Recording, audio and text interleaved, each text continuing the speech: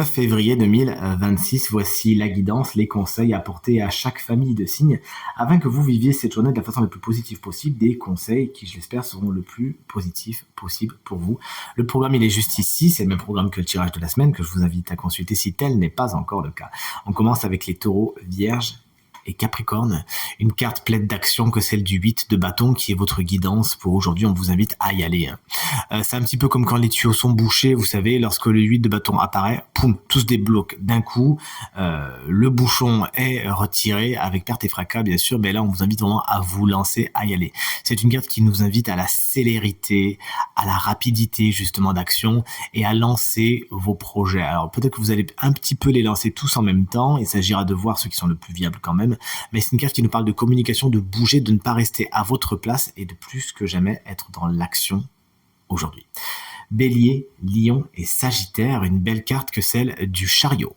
Carte générique du travail, on vous invite peut-être tout simplement, en tant que conseil, à mettre votre énergie à cet endroit, tout simplement à activer la clochette, à activer toute votre fougue, puisque le chariot c'est une carte de fougue au niveau du travail. Mais plus généralement, c'est une carte qui vous invite à canaliser votre énergie, à ne pas foncer trop vite sans plan d'action. Alors c'est bien d'être dans l'espèce de conquête, de séduction, etc.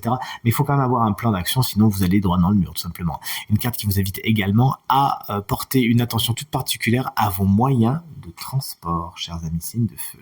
Les cancers, les scorpions, les poissons, pour les signes d'eau, voici votre guidance, c'est celle du 10 de bâton. Bon, vous êtes peut-être fatigué, pourquoi? Parce que vous en prenez beaucoup sur les épaules, que ce soit au niveau physique, au niveau du travail, mais peut-être au niveau du mental aussi, peut-être que vous avez pas mal de charges mentales.